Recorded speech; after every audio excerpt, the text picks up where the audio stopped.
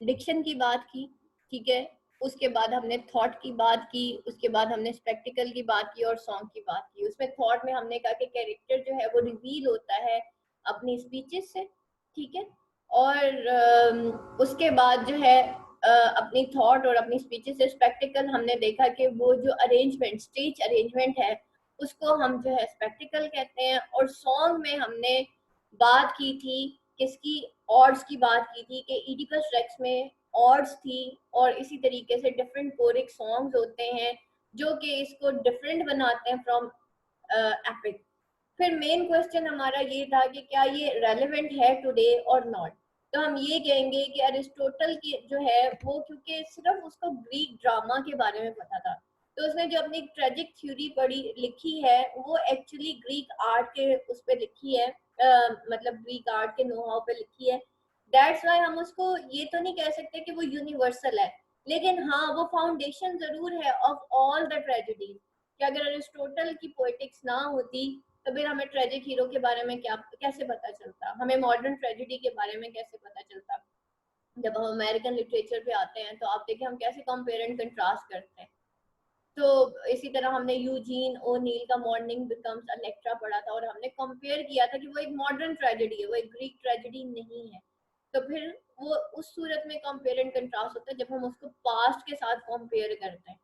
तो फिर वो हो गई ना बात सही टीएस इलियट की कि आप इंडिविजुअल टैलेंट को, एक आर्टिस्ट को वैल्यू नहीं कर सकते जब तक आप उसको पास्टनेस ऑफ पास्ट, यानी कि पास्ट के साथ आप कंपेयर ना करें। तो हमें अरिस्टोटल की डेफिनेशन को देख के ही हम अंदाजा लगाते हैं आज की मॉडर्न ट्रेजेडीज के या मॉडर्न ट्रेजिक हीरोज को कंपेयर करके कि रादर ये वो डेफिनेशन पूरी करें जो अरिस्टोटल ने लिखी थी या ये मॉडर्न ट्रेजिक हीरोज है।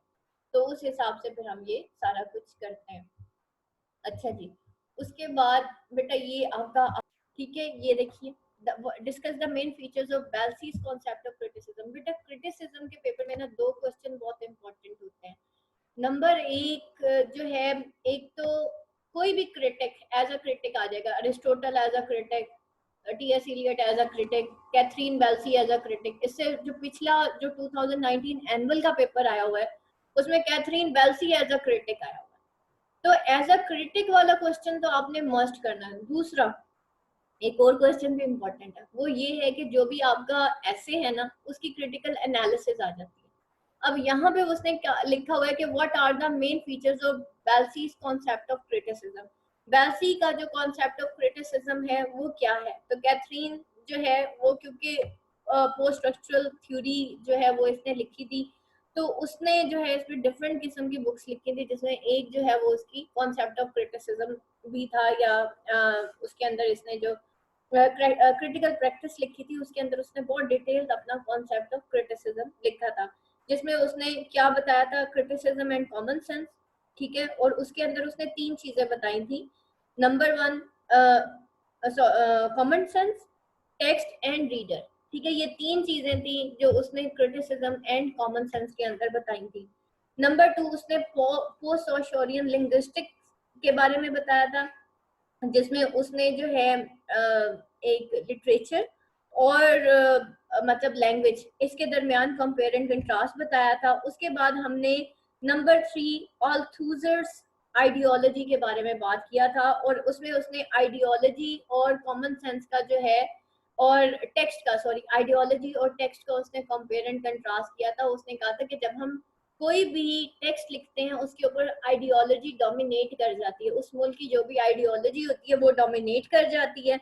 उसके बाद नंबर फोर्थ में जो उसने लिखा था, उसने सब्जेक्ट के बारे में लिखा था कि सब्जेक्ट जो है वो किस तरह का होता है और उसमें मिरर फेज क्या होता है। नंबर फाइव उसने डिकंस्ट्रक्शन थ्योरी जो है वो हमें बताई थी, और उसके अंदर जो है मतलब एक लिटरेरी एनालिसिस, यानी कि जब मुझे किसी चीज से इख्तलाफ होगा तो मैं उसके मतलब जो मैं रिएक्शन करूंगी वो डिकंस्ट्रक्शन थ्योरी होगी, और एंड पे जाके वो क्या करती है, वो जो है मतलब ना सिर्फ जो है वो टेक्स्ट का प्रोड्यूसर करार देती है किसको, जो हम रीडर्स होते हैं, बल्कि वो उनको इंटरप्रेटर भी कहती है। वो कहती है कि जो रीडर होता है ना वो अपने इर्द गिर्द के माहौल के हिसाब से और जो है अपने इर्द गिर्द की अपनी सोच और अपने नजरियात के हिसाब से जो है वो बात करता है, यानी कि इसके अंदर उसने रीडर्स रिस्पॉन्स थ्योरी जो है वो बयान की थी कि रीडर किस तरीके से टेक्स्ट को इंटरप्रेट करता है, दैट्स ऑल।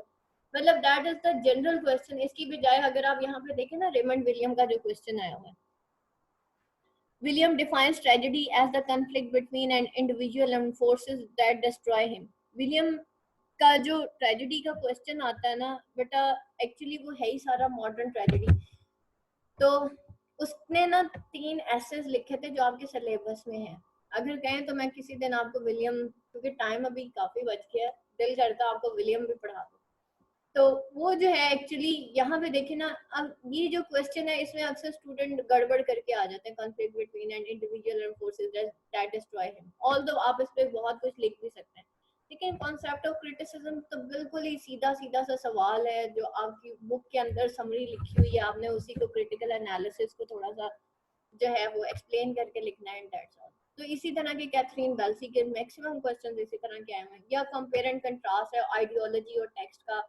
और जो आपको डिफरेंट वो करवाए थे क्वेश्चंस वही है बेटा, इसके अलावा तो उसमें कुछ भी नहीं आया था। मैंने पढ़े तो उस दिन पास्ट पेपर की लिस्ट ही पढ़ रही थी, तो अभी पता नहीं मिल नहीं रही मुझे पास्ट पेपर की लिस्ट, लेकिन इंशाल्लाह अगर मिलती है तो फिर देख लेते हैं।